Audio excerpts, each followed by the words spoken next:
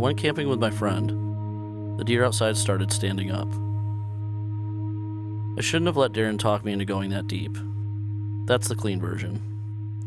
The version I'd tell somebody if they asked me to condense the whole thing down to one sentence so they could nod, say damn, and move on with their day. The truth is uglier because it wasn't one bad decision. It was a pile of regular ones. We picked the wrong trailhead because the main lot was full.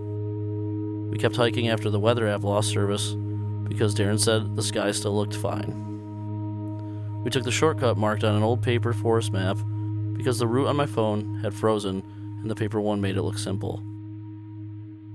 Then we found the cabin, and that was the decision that actually mattered. I still think about how normal that part felt. That's what bothers me. It wasn't some horror movie stumble into a place with blood on the walls and a dead crow nailed to the door. It was just this old ranger cabin sitting in a clearing like it had been forgotten on purpose. One story, weathered gray wood, green metal roof patched in two places, two front windows clouded up with age, door hanging a little crooked but still on its hinges. There was even a rusted signpost out front with no sign on it anymore. Just 4 bolt holes and a rectangle of cleaner metal where something used to be. We'd been hiking for most of the afternoon by then, packs on, sweat dried into our shirts, my socks already damp in the boots because I'd stepped wrong crossing a shallow creek about an hour back. Darren was in one of those moods where everything felt like a win to him. He saw the cabin and laughed like we'd hit a jackpot. "Dude," he said, dropping his pack, "tell me this isn't better than sleeping on roots." He wasn't wrong. The place looked empty. Around it, the clearing was mostly crabgrass and dirt with a fire ring off to the side, and an old stump hacked flat enough to use like a table. Pines ringed the whole area, tall and close together. The forest out there was the kind that makes afternoon feel later than it is because the light gets cut into pieces before it ever hits the ground. "Could still be active," I said. Darren gave me a look. "Active with what?" I shrugged. "Forest Service, Rangers, somebody." He walked up to the porch and tested a board with his boot. It creaked, but held. "A ranger's definitely not using this," he said. "Look at it." He was right again. There was a heavy lock mounted on the hasp, but it wasn't locked. The metal had turned orange with rust, and the door opened with one hard shove that kicked out a smell like wet wood, mouse droppings, old dust, and something stale underneath that reminded me of a basement after the power's been out a while. Inside, the cabin was basically one room. 2 bunks bolted to one wall. A small cast iron stove with a pipe running up through the ceiling. A narrow counter with a sink basin that obviously hadn't worked in years. Hooks near the door. A table shoved under one window. No mattress, no food, no gear. No sign anybody had been there recently except for some beer cans in one corner that looked old enough to vote. The floor was dirty but dry. No obvious rot. No animal nests I could see. The windows were intact, even if the glass had that wavering old look to it. Darren spread his arms like he was showing me a vacation rental. "I'm not saying luxury," he said. "I'm saying walls." I remember standing there with my pack still on, listening. That's another thing I keep replaying. The place was quiet. Real quiet. I could hear wind high up in the trees and one fly buzzing somewhere near the back window. Darren's breathing. My own pack straps creaking when I shifted. That was it. Nothing about the cabin itself felt wrong yet. Old, yes. Isolated, definitely. Wrong? No. We argued about it for maybe 5 minutes. I said we should still camp outside in case the structure was worse than it looked. Darren said we'd set up just outside the cabin and use it for cover if it rained. That turned into checking around the outside again, circling the clearing, making sure there wasn't a truck parked nearby or any sign someone might come back mad we were there. Nothing. No tire tracks fresh enough to matter. No wrappers, no boot prints I trusted. The whole place had that abandoned public land look. Built for a purpose, left behind when the purpose dried up. So we made camp there. We didn't sleep inside. That's the part people always ask first, and no, we didn't. We set the tent up maybe 15 feet from the porch, where the ground was flatter. Darren got a fire going with deadfall and a lighter he kept in a Ziploc. We boiled water, ate instant noodles and beef sticks, and sat on our packs while the sun dropped behind the tree line. That part was good. I hate admitting that. Darren had one of those tiny backpacking bourbons in his kit and passed it over to me. We were both tired enough that the burn felt nice. "You see that?" he said at one point, pointing with a little metal cup he'd poured it into. There were deer at the edge of the clearing, 3 of them. They stood, partly in shadow, near the farthest line of trees, where the grass gave up and the woods started. They weren't moving much, just watching. "That's your sign this place is safe," Darren said. "If deer hang around, nothing's crazy out here." I snorted. "That's not how anything works." He shrugged. "Worked for my grandfather." "Your grandfather also believed Pepsi killed sperm. That is still on the table scientifically." I laughed, he laughed. The kind of stupid back and forth you do because it's getting dark and you're tired and your friend's saying dumb stuff is part of what makes the trip feel like a trip. The deer stayed there. That was the first thing I noticed that kept needling at me. Most deer I've seen in the woods either bolt once they catch your scent or keep moving if they're feeding. These 3 just stood there in a loose line, all facing the clearing. I could make out the shine of their eyes every now and then when the fire shifted. "Why are they still here?" I asked. Darren glanced over. "Maybe they want noodles." The light was dropping fast by then. The clearing had gone blue-gray, and the trees behind the deer had turned into one dark wall. I remember rubbing my hands on my knees because the temperature had started to fall and because something about the way they weren't moving was getting on my nerves. One of them lowered its head. I thought, okay, finally, normal. Then it lifted its head again and took one step sideways without turning, still facing us. "Darren?" He looked over. "You seeing this?" "Yeah." The joking left his voice a little. Not fully.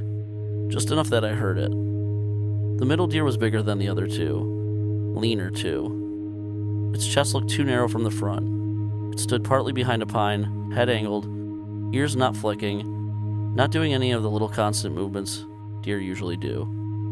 We both kept watching.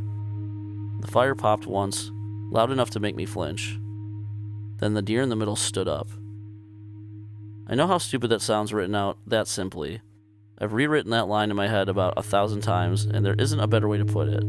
It stood up. It rocked back onto its hind legs in one jerky motion that had nothing to do with balance and everything to do with intent. Front legs hanging, bent at the joints.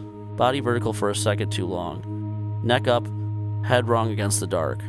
Darren whispered, "What the hell?" The thing opened its mouth and it screeched. It wasn't a deer sound. I've heard does blow and bucks grunt and all that. This was high and split and ragged, like metal tearing under pressure. It made the back of my neck tighten so hard it hurt. The other 2 deer bolted instantly into the trees. The standing one dropped back to all fours and vanished after them so fast it looked like the dark just pulled it in. For maybe 3 full seconds neither of us moved. Then Darren stood up so fast he kicked his metal cup into the dirt. "Okay," he said. "Okay, nope." I was already on my feet. "You saw that." "Yeah, I saw that." "That stood up." "Yeah, that stood up. I know what I saw, man." He grabbed the flashlight off the stump and clicked it on, beam wobbling across the clearing. "Don't," I said immediately. He froze. "Don't what?" "Don't go over there." "I'm not going over there." He was aiming the beam toward the trees anyway. It reached the edge of the clearing and got eaten by trunks and brush. Nothing moved. No eye shine, no sound. Just dark woods and that weird thin cold that starts settling in once the sun is really gone. Darren licked his lips. That could have been a person messing with us. In a deer hide? People are weird. No person moves like that. He looked at me. I looked at him. We were both waiting for the other one to start laughing and kill the tension. It didn't happen. The forest stayed still. Then somewhere off to our left, deeper in the trees, something knocked twice on wood. It was such a clean sound that, for half a second, I thought of a hand on a door frame. Tock, tock. Darren slowly turned the flashlight that way. "Pack up," I said. "What?" "Pack up." He kept staring into the trees. "Right now?" "Yes, right now."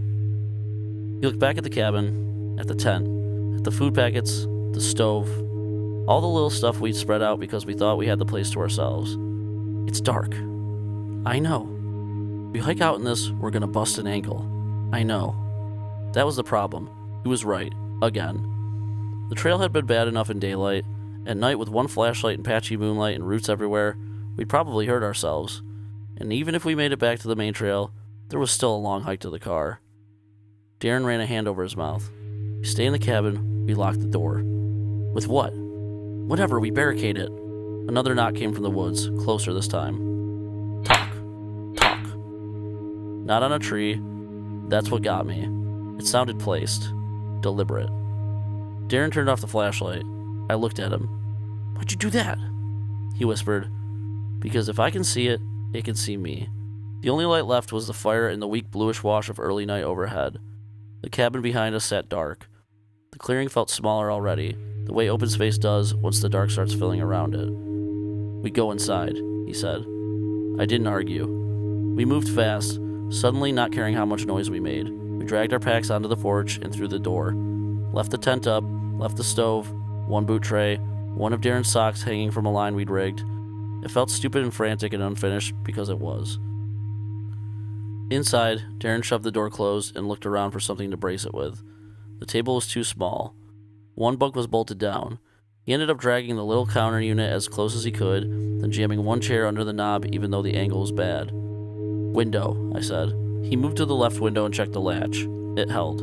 I checked the right. Same. We killed the fire outside by throwing dirt over it through the half-open door, then slammed it shut again. That left us in near dark with one flashlight, 2 phones with no service, and the smell of the cabin settling around us now that our sweat and campfire smoke were mixing into it. Darren gave a short laugh that had zero humor in it. This is insane. Yeah. He pointed the flashlight toward the floor. Good call. Every now and then the beam jumped when his hand shook. I sat on the lower bunk and listened. Darren stayed standing near the door like he thought he might have to shoulder it at any second. At first, nothing. Then we heard it moving outside. Slow. Not circling randomly, passing the front of the cabin in careful steps that crunched gravel and porch dirt one at a time. There was a pause near the left window. I held my breath without meaning to. Something tapped the glass. Not hard, just once. My whole body went cold. Darren mouthed "what the fuck" at me. The tap came again, then silence. Then the footsteps continued, moving along the side of the cabin. I whispered, "It knows we're in here." He whispered back, "Stop. Tell me I'm wrong." He didn't. The steps reached the back wall. Then they stopped. We waited. The cabin gave little old house sounds around us. Wood settling, one soft tick from the stovepipe as it cooled, my own pulse in my ears. And then from directly above us on the roof came a slow scrape. Darren's face drained. It moved across the metal roof in a dragging, testing line. Not claws scrambling, not an animal crossing by chance. This was slower than that. Controlled. Like something was feeling the surface. The scrape stopped above the bunk where I sat. I stood so fast I banged my knee into the frame and had to bite back a sound. Darren pointed to the middle of the room.